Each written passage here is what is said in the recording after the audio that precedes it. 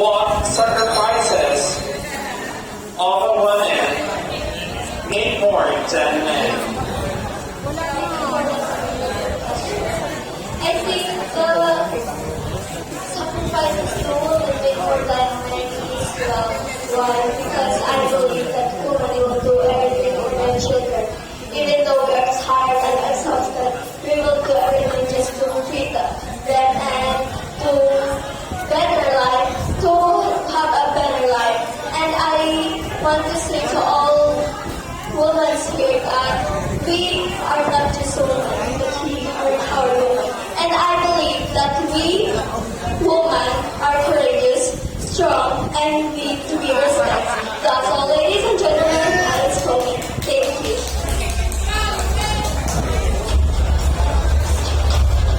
Requesting criminal candidate number 2 to please pick your question. And repeat question number 5.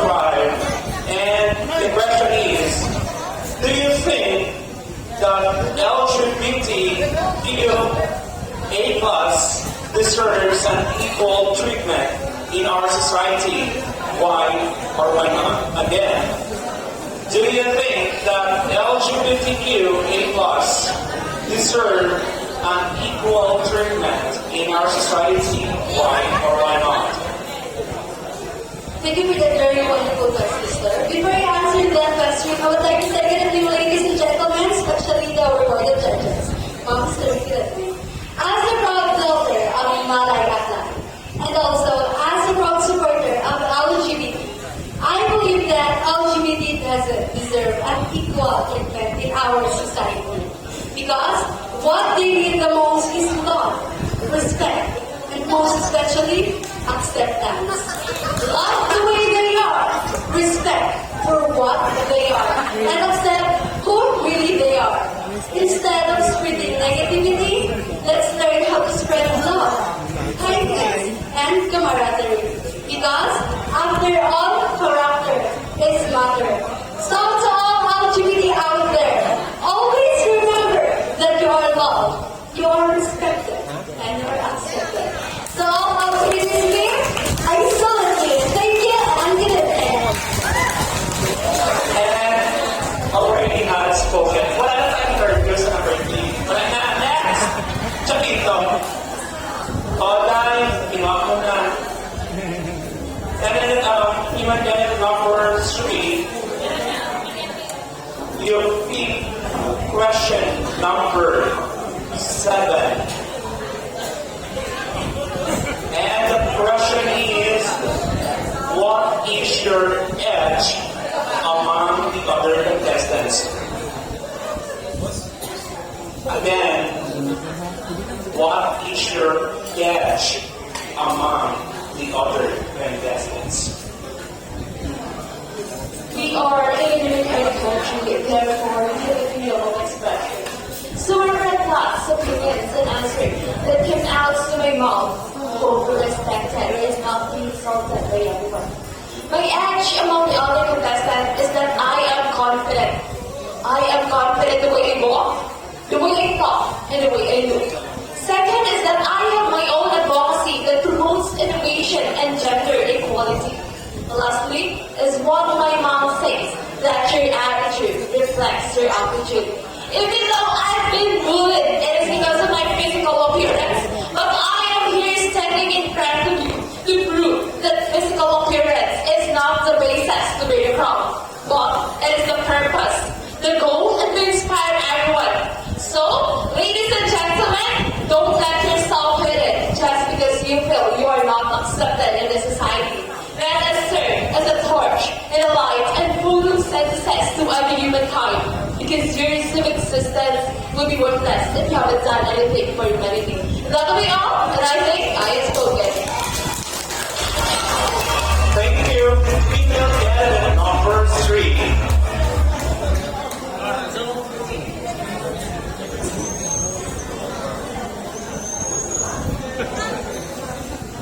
Female candidate number 4, you picked question number 1. And the question is, what do you think is the biggest problem of our generation is facing today? Again, what do you think is the biggest problem of our generation is facing today? Thank you for that question and good evening everyone. I think that the biggest problem that our generation is facing today is teenage pregnancy. And I think that that is the main reason why there is poverty.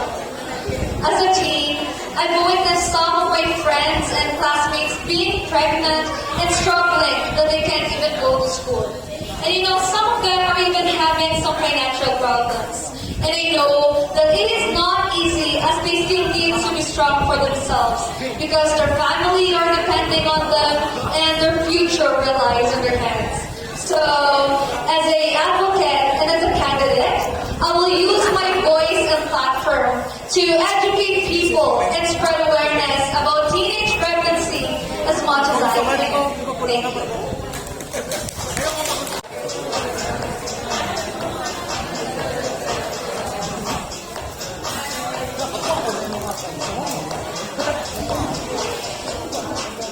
VIDEOKE number 5, you picked equation number 9. And the question is, give one Filipino's traits that do you think that we should practice until now? Again, give one Filipino's traits that do you think traits teach LTR in our these traits. That do you think that we should practice until now? Okay, I think that one Filipino trait we should still be practicing today is the bayan mindset of the Filipinos. Because whatever disaster, calamity that will come in our way, Filipinos tend to extend the hand to help each other. They will give food, clothing, books, even money, just to help another Filipino. And take for example the OFW. They tend to use the word kabayan. And I love that word, term kabayan, because I think the kabayan term just symbolizes to help each other. Because they are far from their country and they need to be one to be able to live a life in another country. And I read that one beautiful quote in a book, and it states that Pilipino ako, bayanihan ay nasa dugo ko. Thank you. And also one of the meaning of traits is culture. Para ito mas habos na lang. Kaso ito may mas further explanation pag-become culture sa traits. Amo na na ating traits, hindi na traits, it's a traits. It's a TRAITS. Thank you.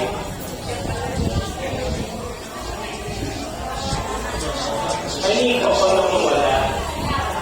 May amigo na. May amigo na siya. Sorry. VIDEOKE number 6, you picked question number 11. And your question is, what is the biggest challenge of a woman today? Again, what is the biggest challenge of a woman that facing today? Thank you so much for that wonderful question. Good evening, ladies and gentlemen, especially to our board of judges. For as we all know, women are known to be marginalized, and discriminating against us continue to rise over time. But as a woman, I know in my heart that we are challenged to show everyone the beauty and the power in us. We have had amazing influences like mothers, daughters, sisters, and professionals. But we can do what everybody else can. Ladies and gentlemen, let us always remember na babae kami, hindi babae lang. Thank you so much. Thank you, VIDEOKE number 6.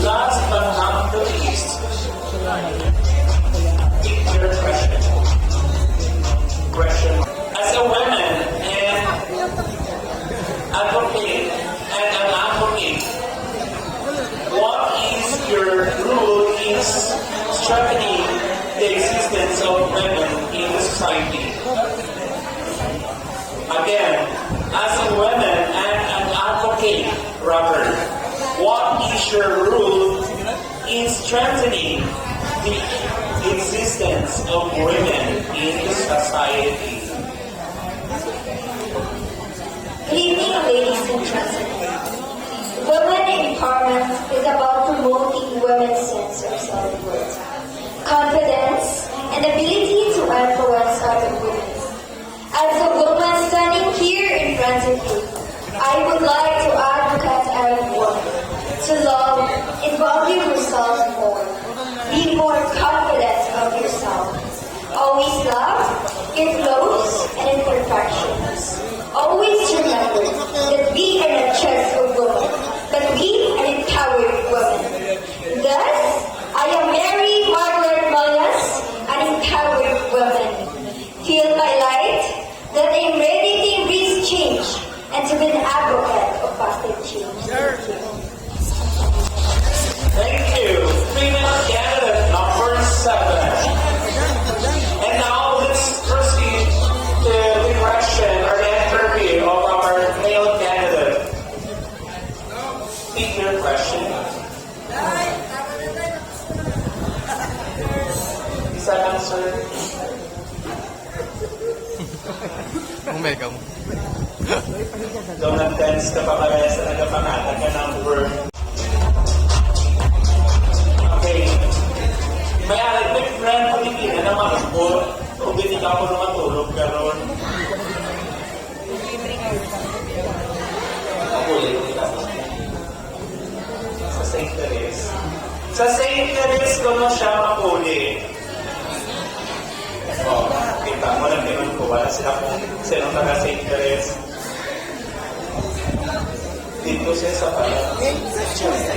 Okay. Male candidate number 1 will be question number 13. Ito ka na bala, sir? May nakagawan.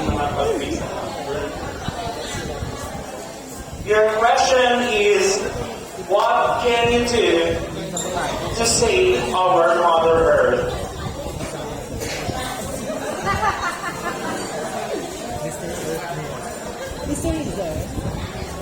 Okay, again. What can you do to save our Mother Earth? Mother Earth.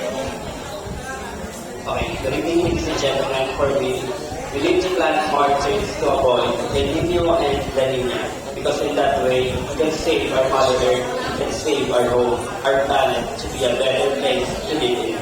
Because, ladies and gentlemen, life must go on. Good evening.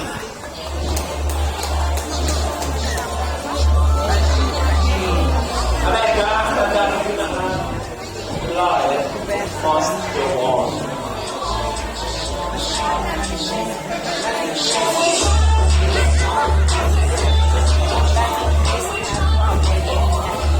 Our male candidate number 2 from Boracay Island, Philippines. Manay sa Boracay. Ganit. Ito, basta kung manami ito ng lugar, manami ito ng kinistan. Agree? America, agree? America from very supportive. Tanan-tanan, okay, pinasiya. Male candidate number 2, your big question number 4. And your question is, what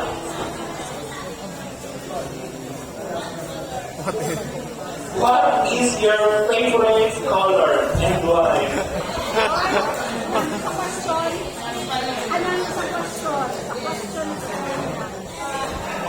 Hindi. Ako pala sa tungkol na, sorry for my reaction na, but somehow, though ka mabang pala na to, natugay na meron question, napalit na naman subo. Okay. What is your favorite color and why? Thank you for that question. My favorite color is red, because red is love and power. Thank you.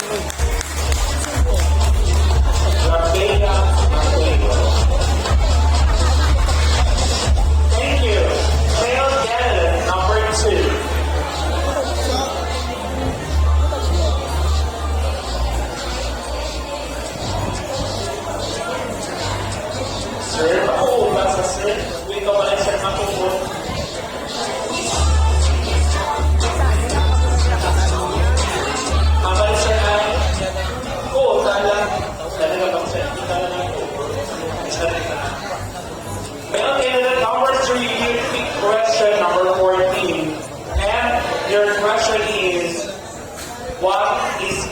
empowerment? Again, what is youth empowerment? Good evening, ladies and gentlemen.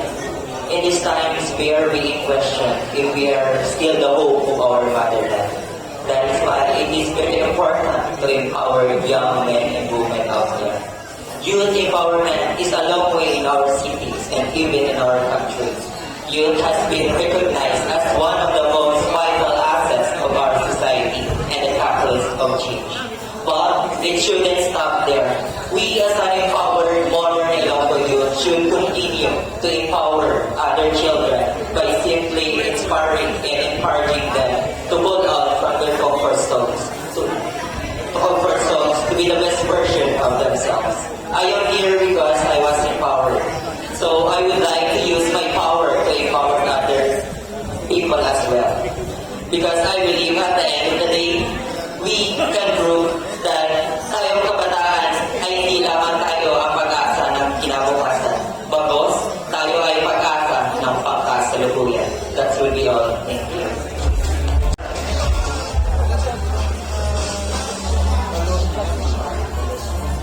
Number 8.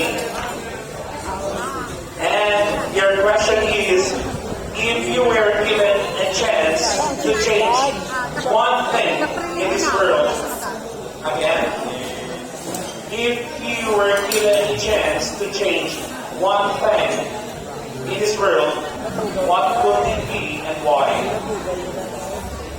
Good evening, ladies and gentlemen. If I would be given a chance to change one thing in this world, what would it be and why? That would be the people mindset. The people mindset until changing people's attitude is the problem. And that is the best way through development. That will help. Thank you. Thank you. We look together at number 4. Last but not the least,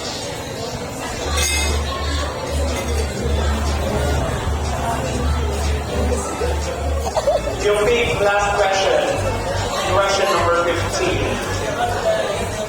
And the question is a very short but with more meaning. Or meaningful. Short but meaningful. What is your advocacy? Again, male candidate number 5. What is your advocacy?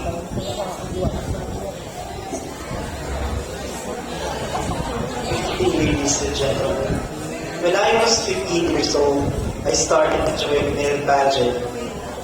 Because of that, a lot of people judge me, discriminate me because of my body.